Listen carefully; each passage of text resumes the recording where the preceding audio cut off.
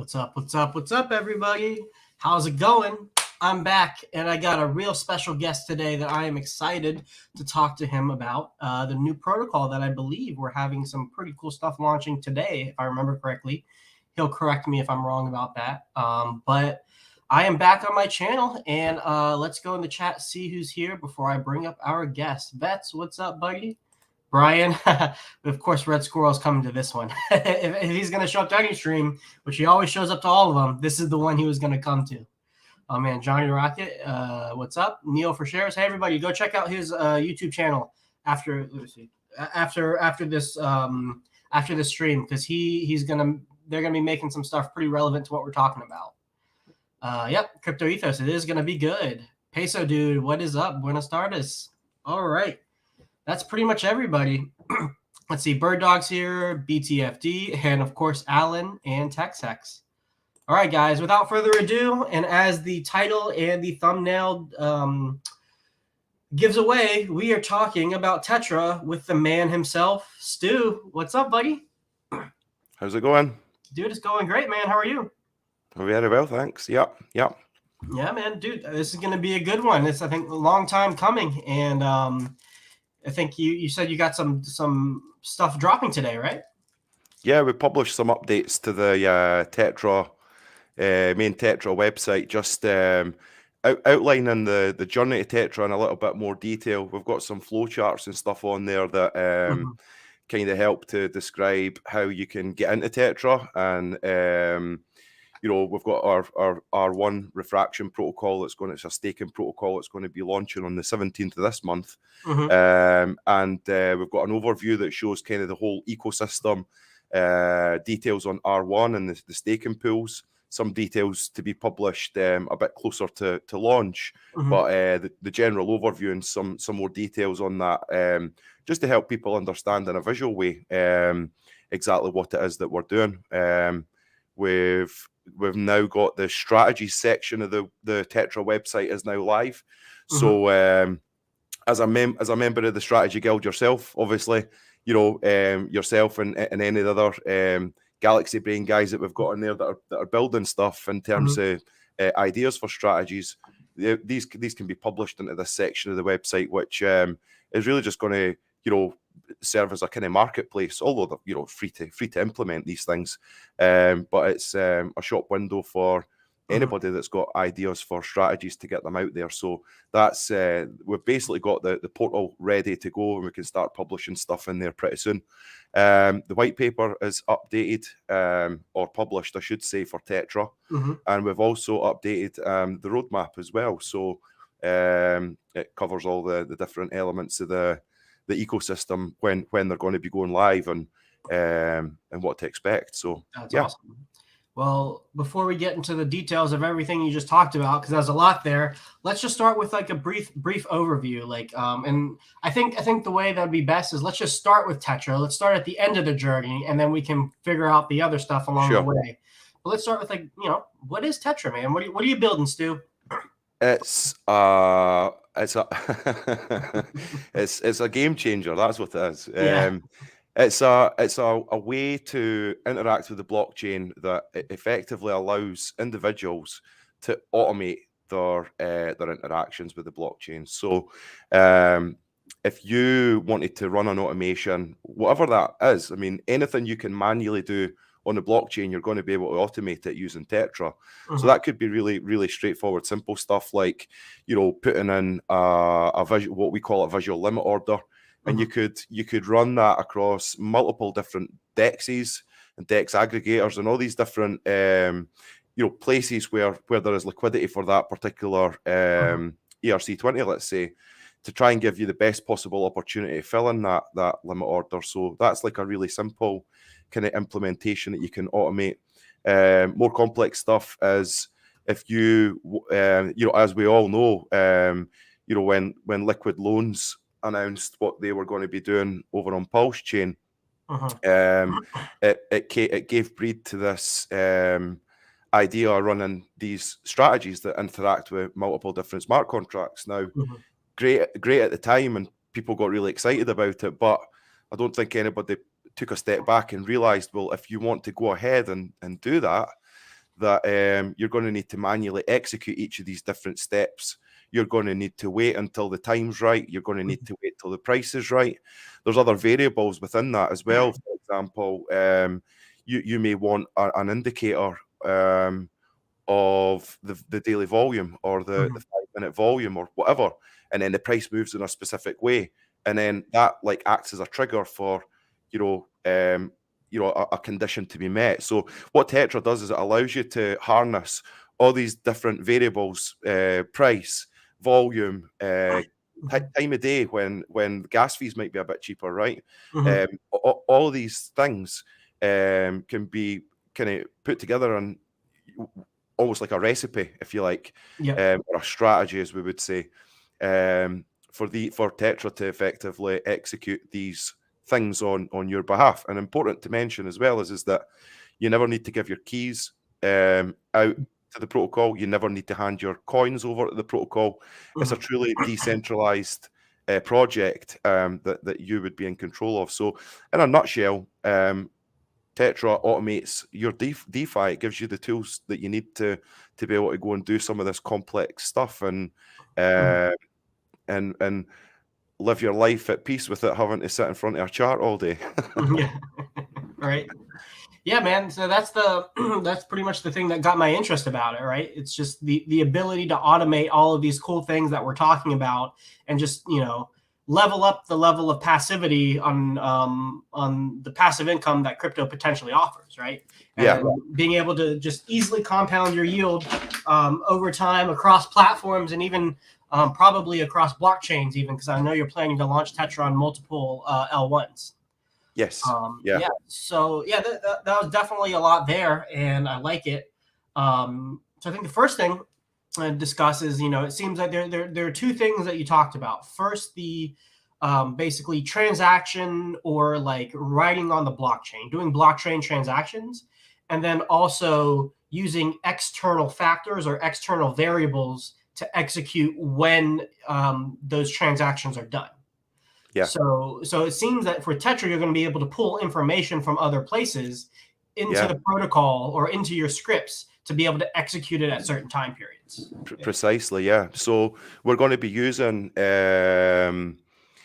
decentralized Oracle services like Teller, Gelato. We're also going to have redundancy in there as well with our own Oracle service that we're going to be developing, albeit it's only going to be for our protocol. It's only going to pull the information that our protocol needs, and that would only exist in the event the decentralized service is failing. But we plan to pull in off-chain data, on-chain data, as much information that gives users the ability to be able to use those variables to wait for a condition to be correct, and that could be that in itself could be highly complex.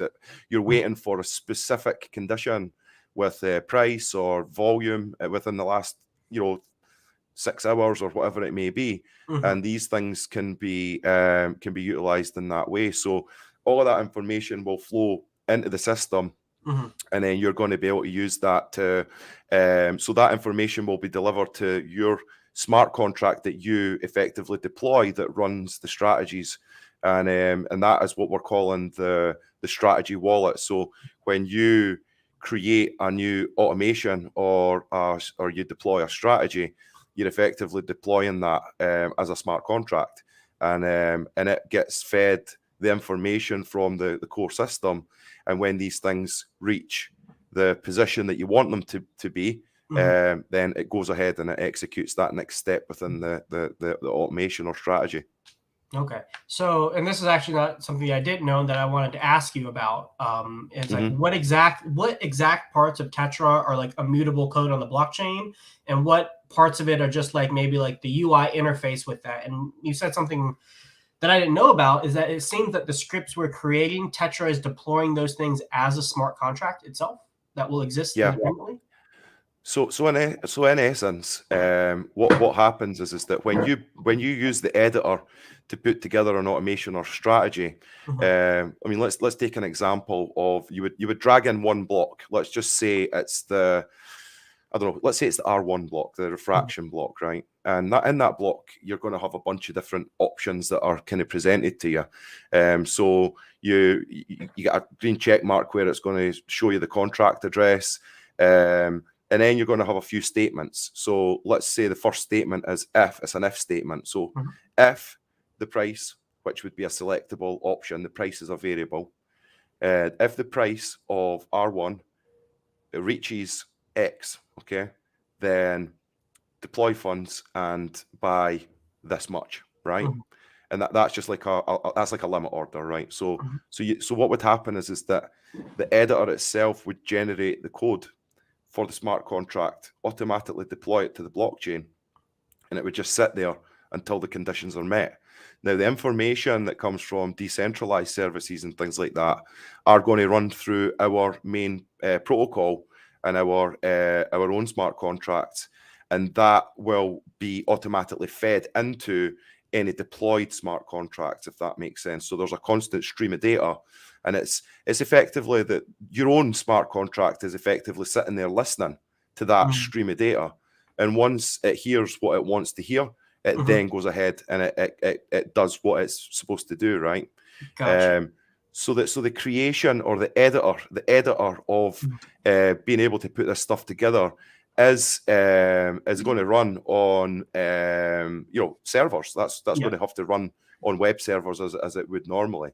Any DApp, but it's pulling on-chain data, it's pulling off-chain data, and you're going to be able to kind of piece together these strategies or automations in any way that you want. But once you click deploy, you're effectively then deploying that to the blockchain. You're the only one that owns the keys. So you use your MetaMask to sign the transaction that deploys the contract, and you're the only one that will ever be able to tinker with that smart contract. So you could modify it in the future, or you could basically just once it's served its time, then you can effectively switch it off, so to speak, so it doesn't do anything else in the future. But ultimately, you would own the contract, and then to allow the contract to actually execute, it needs, number one, it's going to need stable coins in it, and number two, it's going to need gas in it as well. So the stable coins are used to pay the protocol at each step within an automation, and it's based on a very, very low percentage of the value of that transaction at that point, and that's then delivered back to the protocol if and when that part of the strategy is in fact executed. You would have gas in there as well, because you obviously need to pay your own transaction fees, and then it will just sit there and it will just do what it's supposed to do until you either change it or tell it to stop. Gotcha. So that's okay. So here's what I heard you say. So there's an editor that's basically on, hosted like normal Web 2 stuff on a server that you guys will probably run. And then when we interact with that, it's like a no-code building block UI interface to build smart contracts ourselves. And these smart contracts is we're basically pulling the reading and writing functions of smart contracts that already exist. We're pulling it into this editor, dragging and dropping them, connecting them how we want, and then your program will build a smart contract that we own that will then become immutable itself. So once you deploy it, you can't edit it. Can you change the wallets that are interacting with it at all? So when you deploy it, there'll be an option to make it immutable, because we see third-party protocols potentially using Tetra to build stuff themselves that might enhance an already existing protocol, or it might be part of a DAO, for example, where they want to go and run stuff that interacts with a few different projects, and then funds from that are delivered back to like a treasury, for example. So you could make the contract immutable if you wanted to, and that would be like a tick box option when you go ahead and deploy it. If you don't make it immutable, then you keep it open to yourself to be able to edit it in the future. So conditions in the market might change, and it might mean that you want to go ahead and update some of the parameters or the variables that you've set in your deployed strategy. So that would grant you the access to still be able to do that and modify. Okay, so you can have there's a mutable and immutable option for whatever contract you're deploying, and I know there are some ways. Is it like a proxy contract kind of thing? I know there are some ways that other people deploy smart contracts to be able to like edit it later. They're not like actually immutable. That's right. Yeah. Yeah. Okay. Okay. So then the contract is deployed. Whatever parameters you've set, then basically determines when that smart contract executes its functions. Exactly. Awesome. Now here's a question for you. What's the Mhm. process of uploading the data from an existing smart contract into Tetra? Right. Okay. So effectively, what we've developed is it's basically like a scraping tool, if you like, right? So when you, in the first instance, go ahead and put in a contract address. So let's say you want to create your very own first custom block. Let's say nobody's already created an R1 block, or you're the first person to do it, right? Or you want to make your own, right? You would put in the contract address, and effectively on the fly, Tetra will go away and read the contract, and it'll come back with the available functions and variables that are existing within that contract, and it'll present it in a completely standardized way. So it doesn't matter what contract you point the editor or the block to, it'll read the information in that contract, and it'll then present it back to you as being the options that you can interact with on that contract, right? Gotcha. But it does it in such a way where it presents information in a standardized way for all projects. It doesn't matter what it is. And sometimes you might have variables or functions within a contract that might be obscurely named. Like if there's something that's just like a straightforward staking feature in another protocol, they might refer to it as something else to try and differentiate themselves from other protocols, right? You find that. You're going to need, if you're building strategies, you're going to need a kind of general understanding of what the protocol is that you're pointing to, what it does, and how you can actually interact with it as well. So, it's all part in doing your own research, of course. Yeah. Okay. So it's as easy as dropping a contract address in there, and then you've basically built out an automated way to pull all the data that you need to be able to interact with it. Absolutely. Yep. Wow. That's awesome. Okay. Yeah. Now, obviously, when people hear the word Oracle, it puts up a red flag. You know, a lot of people get really worried when you're like, "Oh, you're going to be doing automated stuff and like relying on an Oracle and the reliability of that Oracle giving you the right data." I know you said you have some redundancies in there, and that you're using multiple decentralized oracles and even having like a centralized Oracle backup system. Just talk a little bit about generally, like through the process of building this, what potential problems Tetra could run into via oracles, like Oracle problems that would hurt the Tetra protocol or people using it, and then kind of what ways have you got around that or So there's a lot of stuff that's still being scoped out. If I'm totally honest with you, we are in the process of building this right now. However, some of the kind of key obvious things are, getting false data or getting data that's delayed as well. That means that things get missed. So I mean, some of the ways that we're tackling this is that we realize that some people may not want to use decentralized Oracle services. Some people may not want to use our own centralized option as well. I mean, as part of this whole thing, we're going to be utilizing various different APIs that are provided by the likes of TradingView, as well as so many other different data sources out there as well. So, I mean, what we want to do is we want to have almost like a pool of all of this information coming into one place, right? And that it can all be used to basically check itself against each other. And I mean, there's always potential sort of pitfalls with things like that. But I mean, I know myself that I would be personally much more comfortable using the centralized service that we're going to build, because I know exactly where that data is coming from, and I know it's live, and I know it's real time.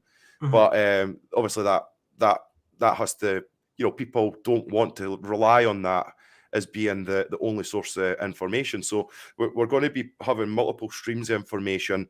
Okay. Yeah, because that's going to come into one central location, you know, we would be in a position to be able to add to that in the future as well if we needed to. Gotcha. Okay. That's cool. And is there any, and this is just out of my own curiosity, is there any problems with like delaying when you need to like confirm a certain metric across multiple oracles? Is that like a technical issue or problem at all? Just curious. Sorry, what was the specific Yeah. question? What's the Say like you're trying to pull a price from a DEX, and you Yes. want to make sure that price is correct, and so you want to confirm it with 3 different oracles, for example. Yeah. Is there Yeah. a latency at all when trying to confirm it across multiple oracles at all? Or is it all automated and fast enough where it doesn't really matter? Yeah, it depends. So, you know, if you look at Gelato, for example, they offer a decentralized service that is reasonably fast. But, you know, again, it kind of comes back. I mean, technically, it's easy, right? It's easy to plug this data in. It's how fast do you want the data to be, and is the data slower than you know, a couple of blocks where you've got enough time to be able to allow that transaction to go through. And then it comes down then if the network's really busy, and how long does a transaction actually then take to go through, right? So you could again have stuff built into your strategy or your automation to say, I want if you know, if this condition is met and you know it doesn't execute within a certain amount of time, then cancel it and try and front run it, right? And that might cost you more in gas. And I see that as being more of an issue on Ethereum network when the network's busy, rather than actually getting the data right. But you're up against, everybody's up against the same problem anyway. So you've got just as good a chance as anybody else, if you like, if the network. I see. So to kind of shorten the answer here, technically it's not difficult. Technically it's not difficult to implement this stuff. I see the biggest problem actually being transaction speeds, and trying to capture conditions when the network's busy as being a much bigger problem. Just the typical problems with an L1 that's congested is the problem. Exactly. Yeah. That makes sense. Yeah. So hopefully, at least for some time on Pulse Chain, that won't be a problem when you deploy on there. Yeah.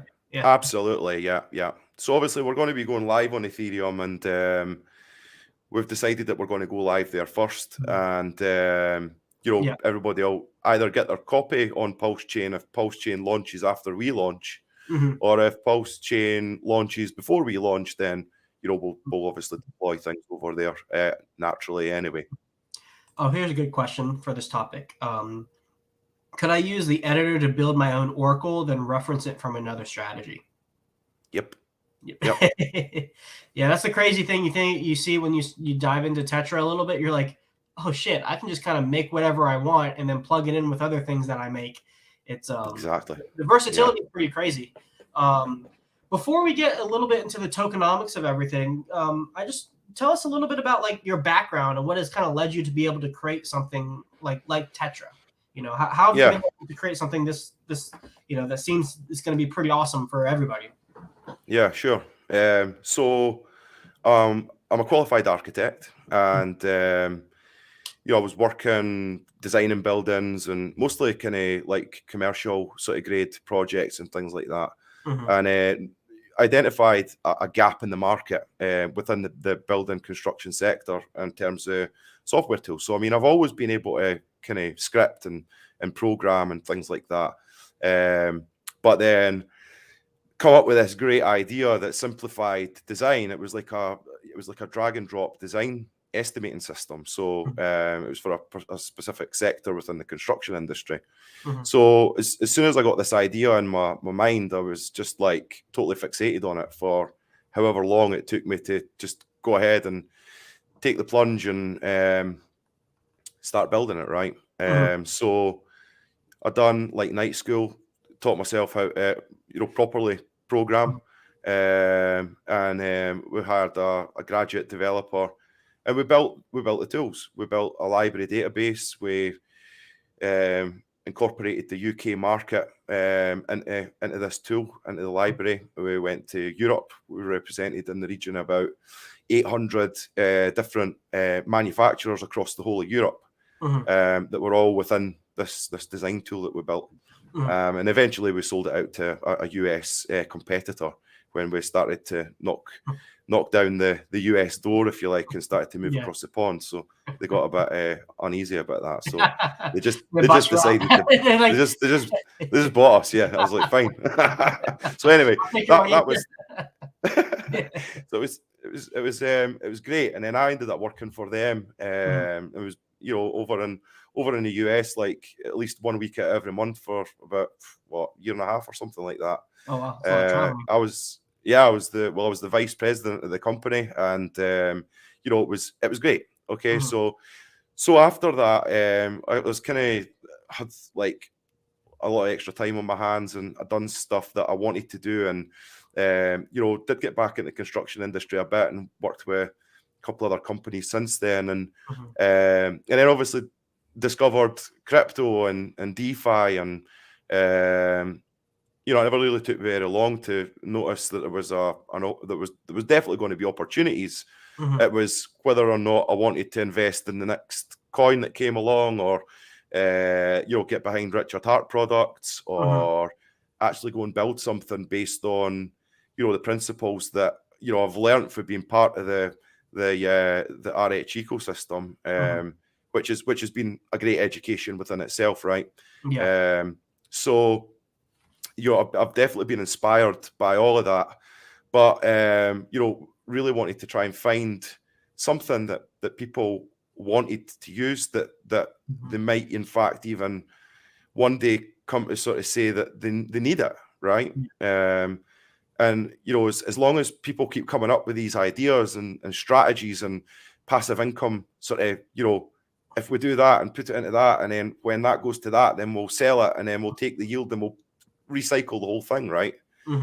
So how can you do that? How can you realistically do that other than sort of being shackled to your computer screen 24/7 waiting for these opportunities to actually come around? So Tetra was born out of what I believe is going to be a necessity for people to be able to execute things like that. But you know, with that being born, right, it actually then opens the door to allow you to do all this other cool stuff as well, like manage V2 liquidity, right? You could do that. You could do that with Tetra. You could manage all your liquidity positions across the whole liquidity. You can do all of it. That's what I mean. Yeah. But I mean V2 liquidity and nature is obviously, it's like you just put it in and that's it. It just goes. It just goes into the ether after that, right?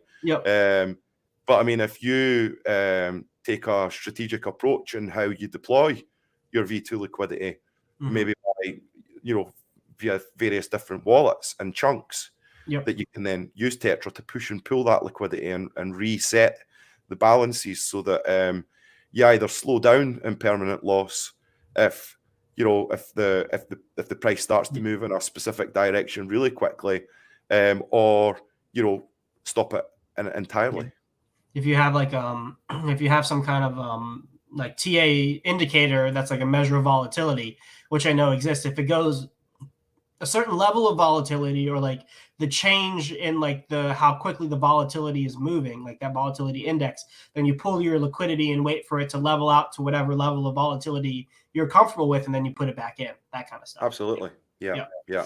Well, that's super cool that, like, you know, this business that you created for like architecture and construction, like doing like no code, drag and drop. It sounds like CAD CAM kind of design stuff. You know, giving birth to this cool DeFi protocol that we're all probably going to be using pretty soon, right?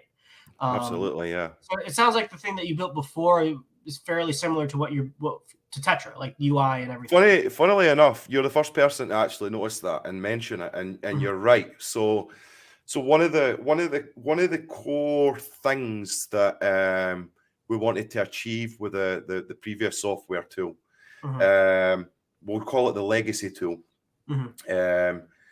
was that it had to be easy to use, right? And anybody could effectively utilize that tool through drag and drop. They can get all the information right there in the system.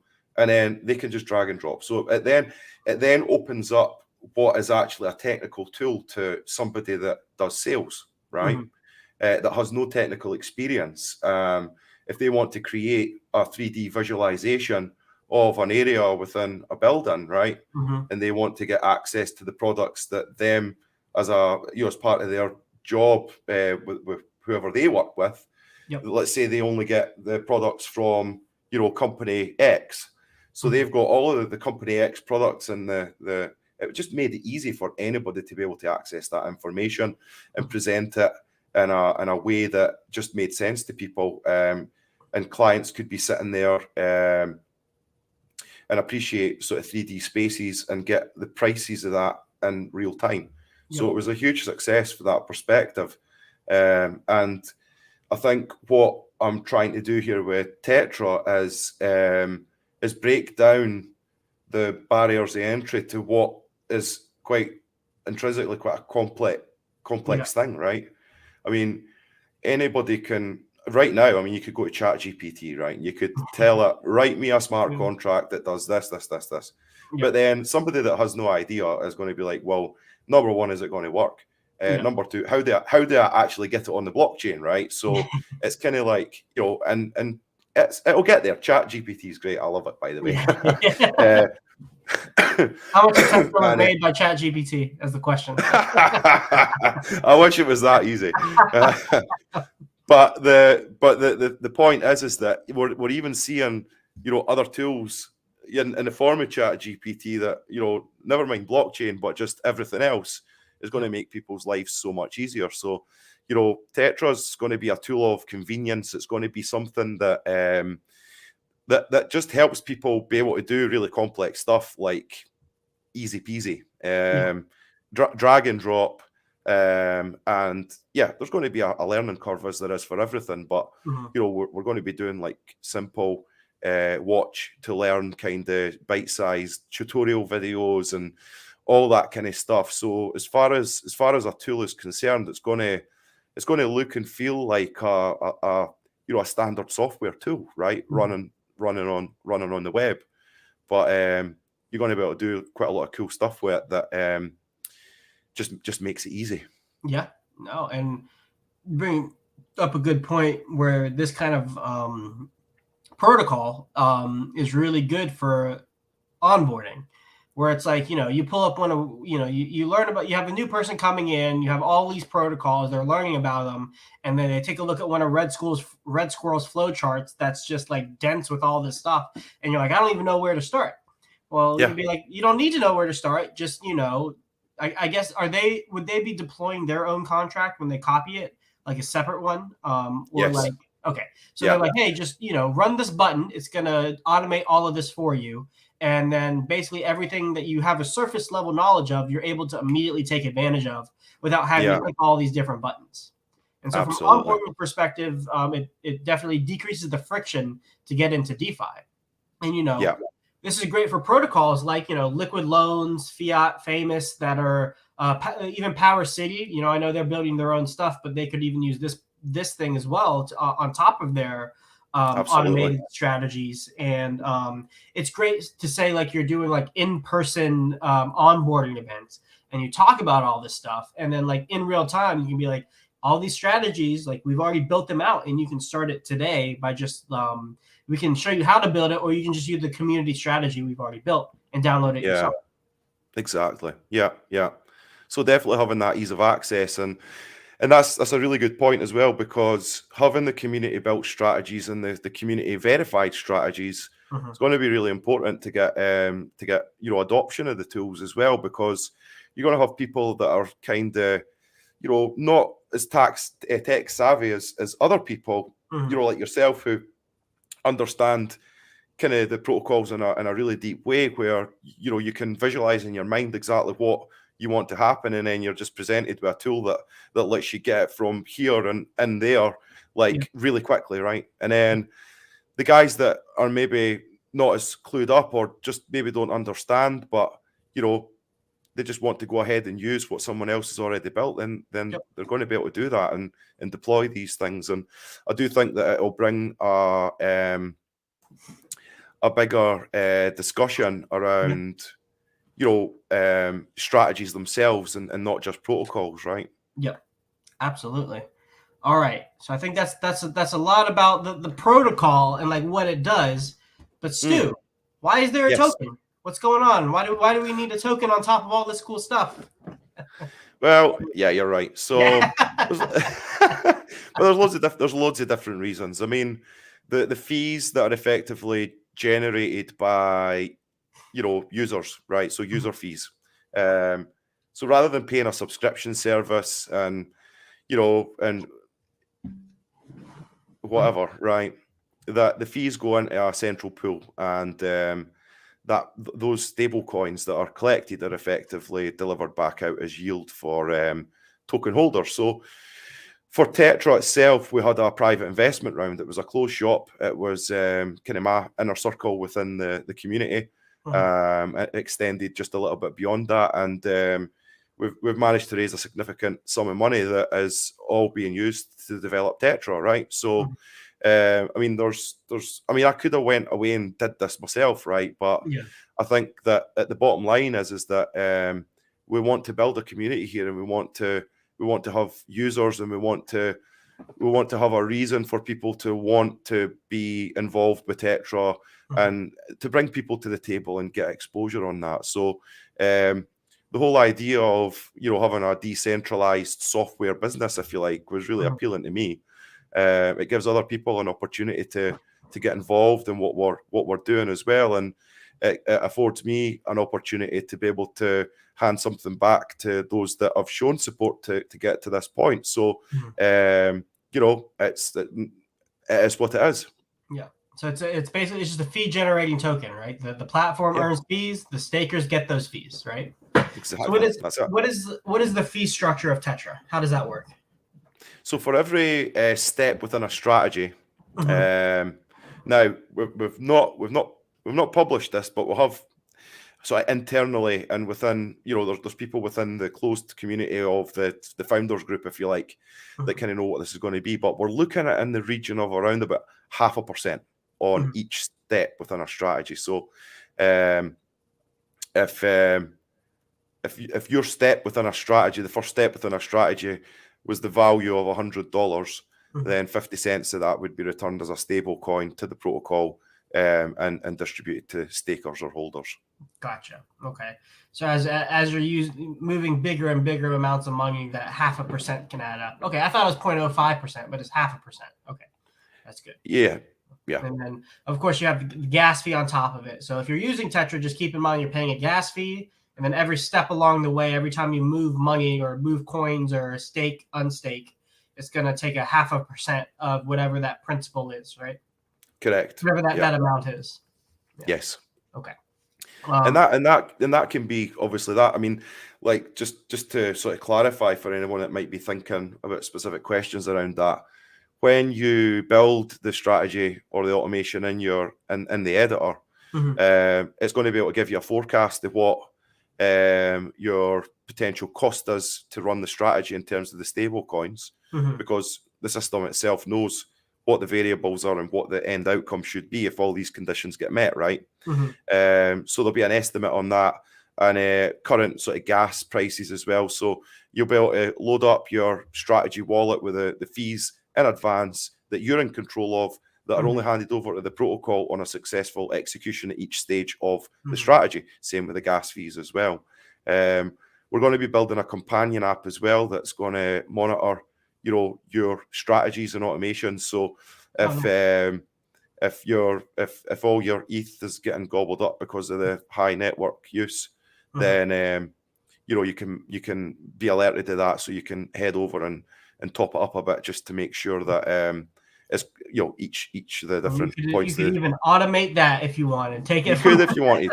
Yeah, you could, exactly. Well, we don't need a companion app. Just automate it.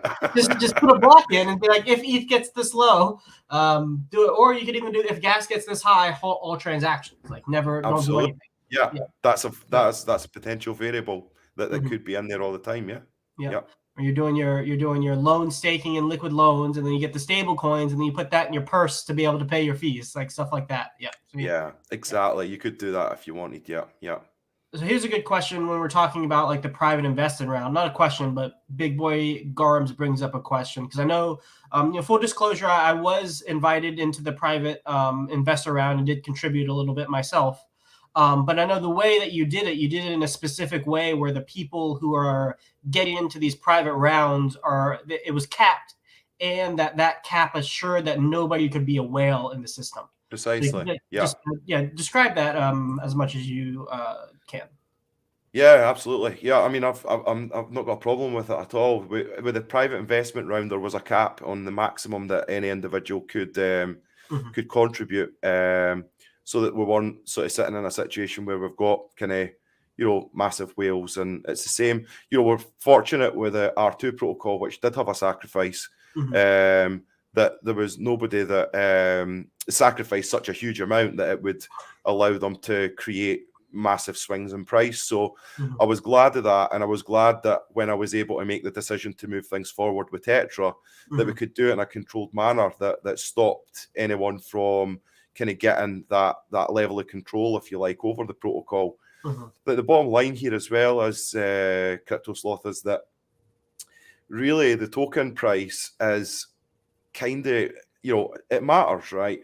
But that's your share within the protocol. So if you want to play around with your Tetra tokens, right, you're going to be missing out on all the fees that you could be getting while staked. So this is, I mean, Tetra is a software as a service, right?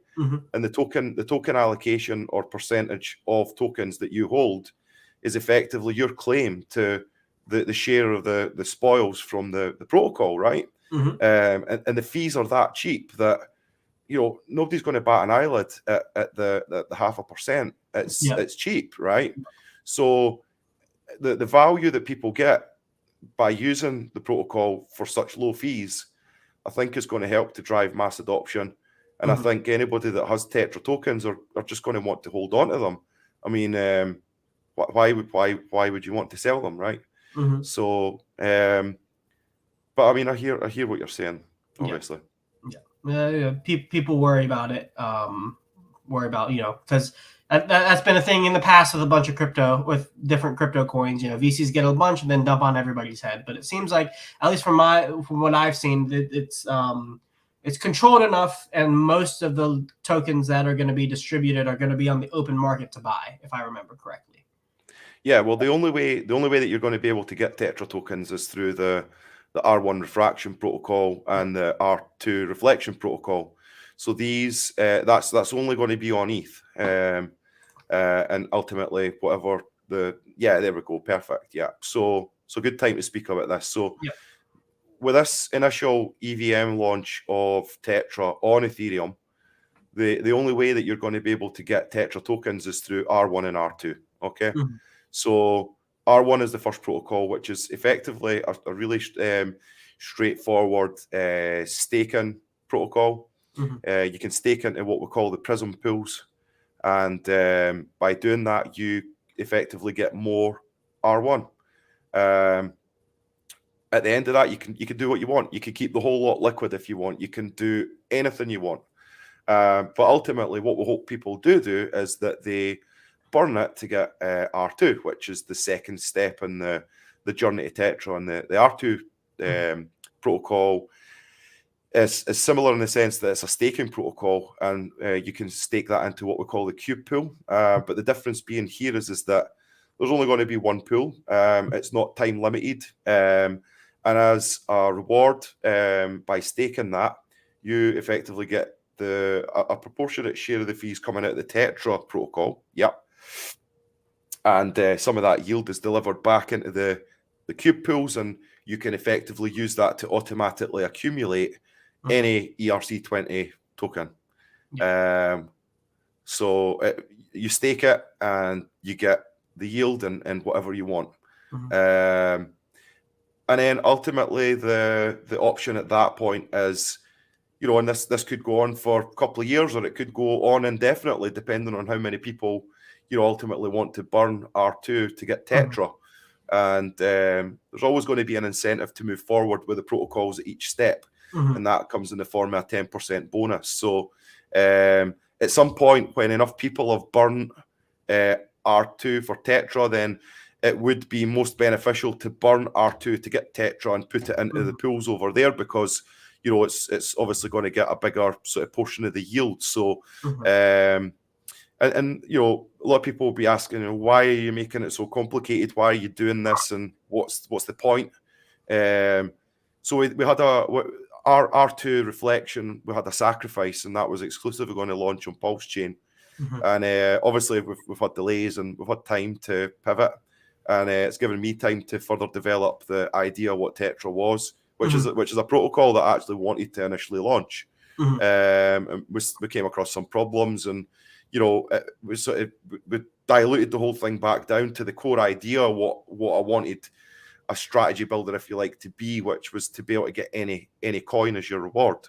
So we built out the R2 protocol with a sacrifice, and you know, by doing this, I get to keep my integrity. I get to hold my head up and say that we delivered what we said we were going to deliver. But by the way, if you want, there's an option to get involved in what we're doing here with Tetra. So R1 refraction, we're treating that as like an onboarding thing. It's an option for people to get involved into the protocol at an early stage.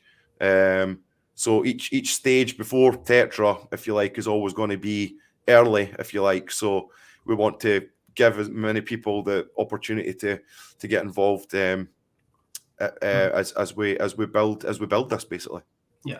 Yeah, my understanding of it is, you know, R1 is that, you know, gives the people who are wanting Tetra something to do, some way to accumulate Tetra before Tetra comes live, and just kind of, you know, it's for fun. Like, you know, it gives something the community to engage with before we get the actual thing, which I actually think that's a pretty good idea personally.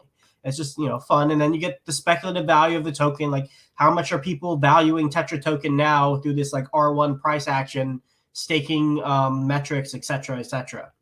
And then R2 is just kind of like, you know, this was your obligation from your original idea that you're just putting through the journey, but then eventually you just burn all of this stuff, and then you get to the thing that, you know, what we're here for, the Tetra protocol and the fees that it generates.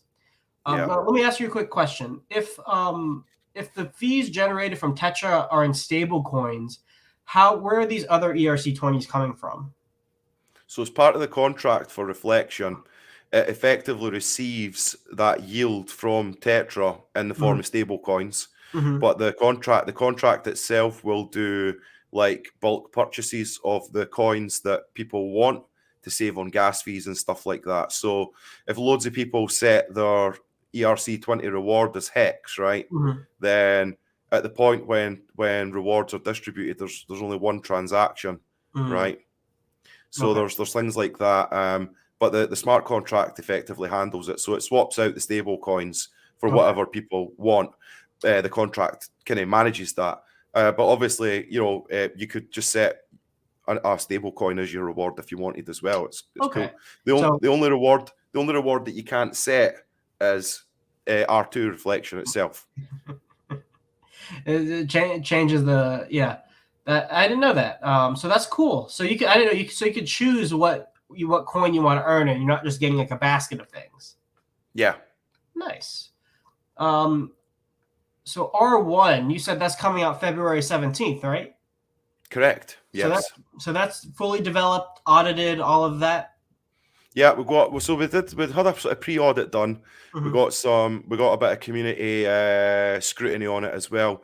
We're actually, because that pre-audit was done before we were going to launch, or before we said we were going to launch on ETH, or before we definitely 100% said we were going to launch on ETH, we've kind of switched up a couple of things. So we're going to be putting it in for another audit this week. And then we'll get that back before we launch on the 17th. But it's fairly straightforward stuff. It's nothing really overly complicated. And is there a place we can view the code if we want? Is the code once the audit's done, we'll publish the whole thing to the GitHub repository, Okay. And yeah, we'll share the link on that on the website and stuff, and people can go and take a look. And yeah, absolutely. Awesome. And will that be the same for R2 and Tetra when all of that's ready to go? You'll publish all of that. 100%. Yeah. Cool. Now, this is something I haven't dug into as much personally, but explain these staking parameters that we have for R1. Yeah.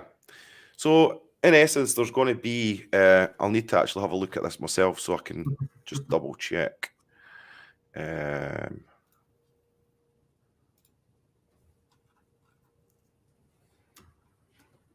Yeah, so go ahead. Yeah, so so there's going to be there's going to be 7 staking pools. Mm-hmm. And the idea is that the longest staking pool will start first. So right at the top there, we've got the 210-day staking pool,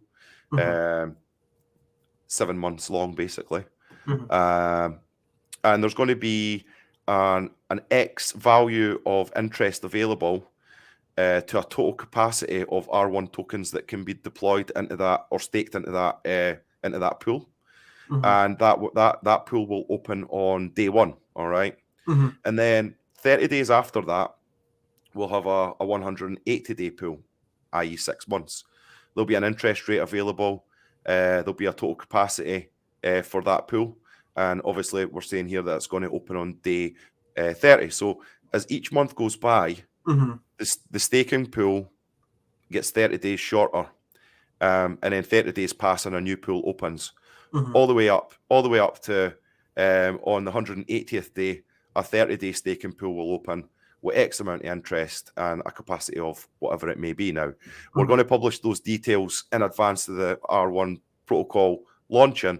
We had some stuff that we wanted to do to make sure that when we announced the date for Tetra to launch, that I wanted to make sure that we're giving ourselves enough time with the staking pools, because we want the staking pools to end and coincide with the launch at R2, so you can then burn it for your R1 for R2, or so you're not going to have to wait like an extra month at the end of the last staking pool, and you're sitting with like tokens in your wallet, and you might get itchy and say, oh, we're going to sell it, or whatever. We want to give people the opportunity to burn it at the end. So what will happen is that we're going to have all of these 7 staking pools that'll start sort of 30 days after each other, and subsequently will be 30 days shorter. So in 210 days after the 17th, all the staking pools will end that day. And then I don't know what's going to happen. We'll just need to wait and see. Yeah. Now, easy question. Ready? Is it possible to build a smart contract to react with Uniswap as liquidity providing with Tetra? Yes. Yes. Yeah, absolutely. Yes. It's going to be one of the first like protocol endorsed strategies that will be made available, right? So, there's probably going to be 10 things that we want to make sure are going to be available in Tetra on day dot, right? Now, whether the community builds something like that on the first day, whatever, but we will be making that stuff available. So straight out of the gate, you're going to be able to drag and drop a liquidity management template, right? Nice. And then you can have it manage whatever pairs you want after that. I like it. Okay, so it's seeming like, at least the numbers you have here, you're planning on launching, about that 7 months after R1 is live. Yeah.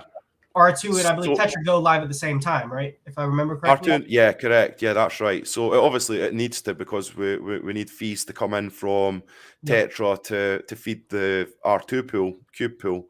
But yes is the answer. So we're looking at about. In fact, we've got a roadmap on the website. If you want to go to the roadmap, and perfect. And then we've got R1 launch 17th, and then we've got the R2 launch, which is going to be sort of summer 2023, so this year.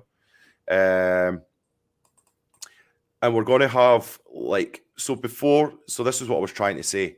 So before the 7-month period, right, we are going to have a closed internal beta that's going to be available to guys in the Strategy Guild, It's going to be available to founders as well. We're going to get some critical feedback, and we're going to be hammering it pretty hard at that point to, giving it to people to try and break as well. So there is going to be a closed beta, and then we'll move to a public beta towards the sort of end of summer.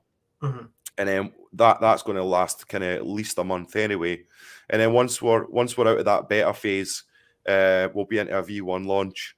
And that's that's when everything's going to go wild after that. Yeah. So that's when people are going to, be able to use it to its full extent. And so that's kind of the roadmap of where we're going in the timelines.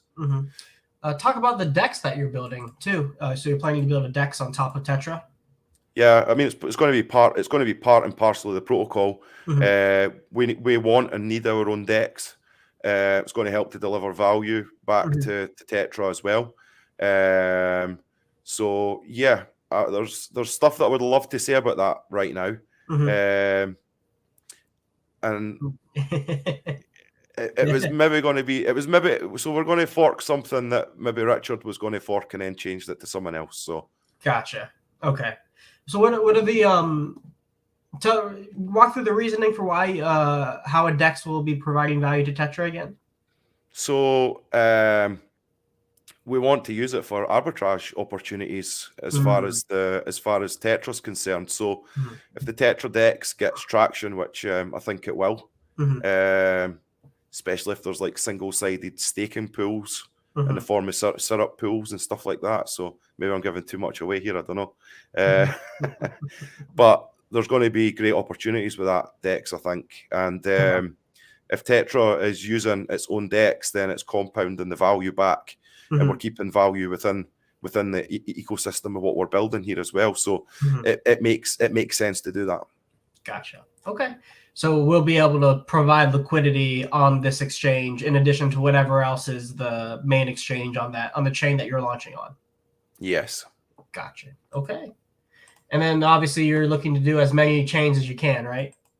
Yeah, absolutely. I mean it's going to be EVM compatible across the board. So when the community starts to grow and we start to get requests and can we go to this chain? Can we go to that chain? It's like, yeah, I mean, we're going to be able to do that. So there's no roadmap in terms of what chain's going to come next. Obviously, depending on the launch dates with Pulse Chain and when we go live, we definitely want to be supporting Pulse Chain. If we don't just get a copy and we can point our servers to that copy that basically gives you a front end for it straight away, that would be great, because being able to utilize Tetra in a situation where there's ratio trading going on could be insane. In terms of a tool like that to be able to sort of deploy stuff, right? There's maybe some technicalities on that would make it, well, we would want to make sure that we support it in that way as quickly as we possibly could, right? So that would be an ideal scenario. But if Pulse Chain launches before we go live on mainnet, which is completely possible, then we'll be looking to support Pulse Chain as quickly as possible after launch. So after it launches itself. So awesome. yeah. Cool. Here's a question that I'm looking at while I'm looking at the launch. So there's going to be the closed beta and then the public beta. And then so it seems that you're able to edit some code. Basically, because you have a lot of the program in Web 2, not everything needs to be on Web 3. You're able to make adjustments like normal software after it's launched, correct? If people find issues. No, I mean, well, yes and no. Ultimately, you're asking how do we control who can access it if we're going to do a closed beta like that, right? So the protocol will require that you basically log in using your MetaMask, right? I don't know if you've ever used a Web 2 front end that allows you to log in using your MetaMask, right? So they'll basically, for us to have that closed beta, we just have a whitelist of addresses that allow people to come in and take advantage of the tools that will be there, right? Well, so my question is more towards, say, a person using the private beta finds something that needs to be fixed. Like, you would still be able to fix it. So whatever is being fixed isn't part of the immutable code part, correct? Yeah, of course. But if we need to modify a contract, we can deploy a new contract and have the front end point to the updated contract. So that's possible as well. Okay. But the code is going to be out there, and anybody can build front ends for it in any way that they want to anyway. So the core components of what needs to be immutable for security, for trustless use, right, will be in smart contracts. Gotcha. And will Tetra, the token, be launched with the private beta, or is that on V1 launch? That'll probably be on V1 launch. Okay, yeah. Because I know at least the ERC20 part has to be immutable. So if you have to deploy other contracts or make some changes in the private beta, I figure you probably want that to be on the V1. Yeah. So, okay. So the token, we could, yeah. I mean, we could launch the token at any time, right? Yeah. We could launch the token tomorrow, but the staking platform, the staking pool wouldn't be available until such times as we create it, right? And that staking pool could be just updated to accept that ERC20 as being the only stakeable token, right? Gotcha. So, there's stuff that we could do, but I mean, ultimately, we don't want to jump the gun by launching something too early before, we want people to realize the value that's going to be available, rather than just handing out a token and saying, well, here you go, there's the tokens. Oh, by the way, you'll be able to stake it in a couple of months, right? So that's what Alex did. That's what Alex did with Hedron. He's like, here's your token. I'll tell you 3 months later you can stake it. That's funny. Yeah. Oh my gosh, that's funny. Okay, that's cool. All right, so Stu, you got the new person in the stream. They've been listening to us. They're convinced. They're like, you know what? This is the thing I want to get into. I like it. From today, how would somebody, what can somebody do now to get involved with the Tetra community, R1, R2, and Tetra? Yeah. So the first protocol, obviously, is get moving and do your own research. Start off with a refraction.win website, and everything's linked in there to the other protocol websites. So Refraction, which is launching on the 17th, do your research on that. Head over to the Reflection website, head over to the Tetra website. We've got all our social media links in there. You've got any questions, hop into the Telegram rooms, or give us a shout on Twitter. And we've got a really fantastic active group within the Telegram and sort of Twitter and things like that are part of the journey that we're already on. So and these guys are really clued up on what Tetra is and how it works and how it can be used as well. So and I'm in there too. So if you want to speak to me, jump into our Telegram room and give us a shout with any of your questions, and we can educate everybody and get them up to speed. And it's an organic growth, and it's moving along in a really nice sort of pleasant way. There's no FOMO over here. That's kind of, I love to say that. Yeah, and I can say, Stu's very available on the Telegram. Pretty much if you ping him, he'll respond in a couple hours for sure. And then also another thing you can do, this guy, Neil for T-Shares, he's creating a YouTube channel basically dedicated to Tetra stuff. So go subscribe to him as he starts pumping out specific strategies. I think that's the plan. They just want to go over like specific strategies and stuff like that. Yeah, Neil's been great. He's been involved in right from the very, very start. He's been a great community member and very, very supportive. And he's got his new YouTube channel up and running. Yep. He's a really technical guy as well, and he gets a hold of these strategies, and he's going to start doing sort of YouTube streams to YouTube videos to try and explain exactly how these strategies work, which is great. So it's educational, it's informative, and I'm sure it'll be really entertaining as well. I'm looking forward to seeing more. Yep, there you go. I dropped the link in the chat, everybody, too. So yeah, go subscribe if you're interested in learning more about that. Amazing. All right, so I think we covered most of it, man. I think we went through a lot in that hour, an hour and 5 minutes. We have, yeah, absolutely. That's awesome. before we end it, I just want to show some of the strategies that I've built for the protocol that I plan to do. And a lot of these things, you guys that have been in like Hedron, you'll have seen before. So this one is like the low leverage Hedron and ICOSA staking. And so for those of you that know, you can stake your Hedron and you earn ICOSA, and you can stake your ICOSA and earn more ICOSA and Hedron.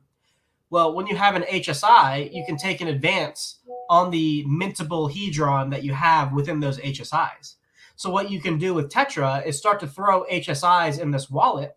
Maybe you yield hex from somewhere else, or you're making your own stake. You throw it in your Tetra wallet, and it'll periodically take an advance and stake that Hedron. So now you're earning Hedron with the yield and yielding on it automatically. And what it can do is it can make a payment automatically from 0 to 3 payment periods. It can do that calculation automatically for you.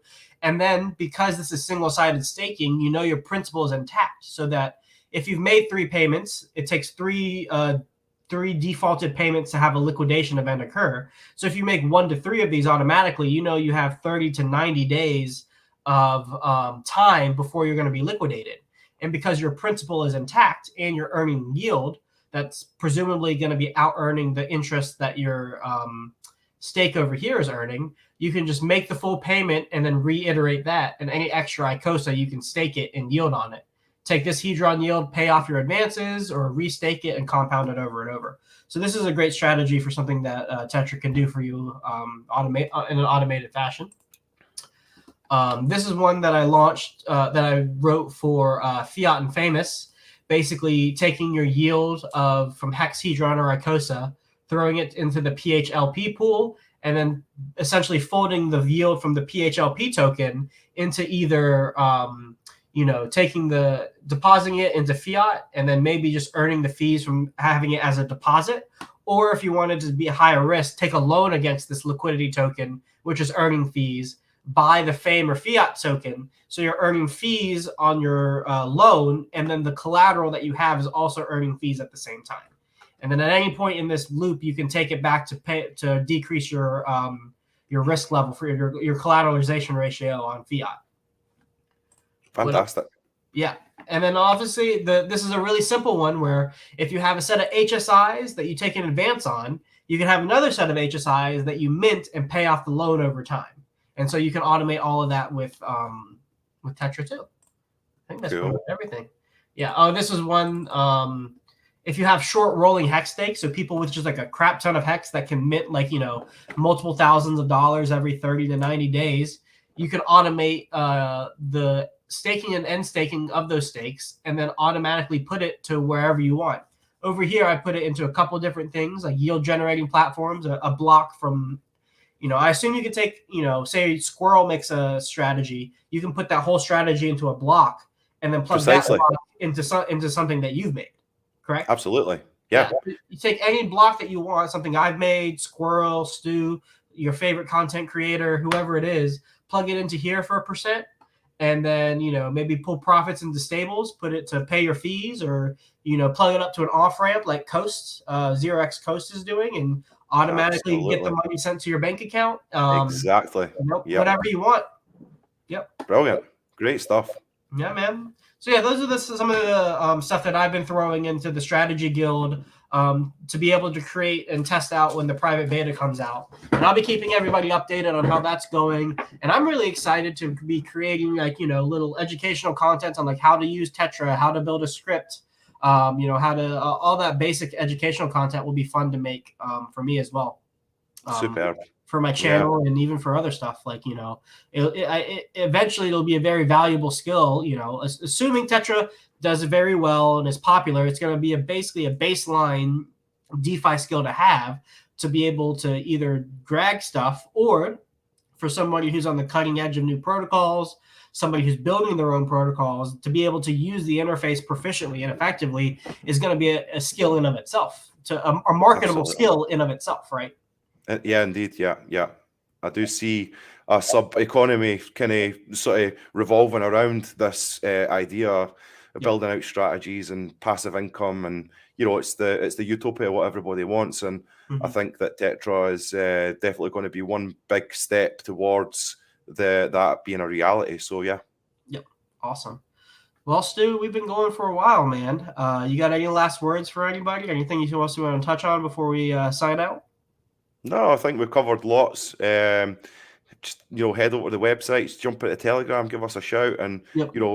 I'm always available to answer questions. So look forward to seeing people over there, and just thank you for having me on as well. It's been great fun. Man.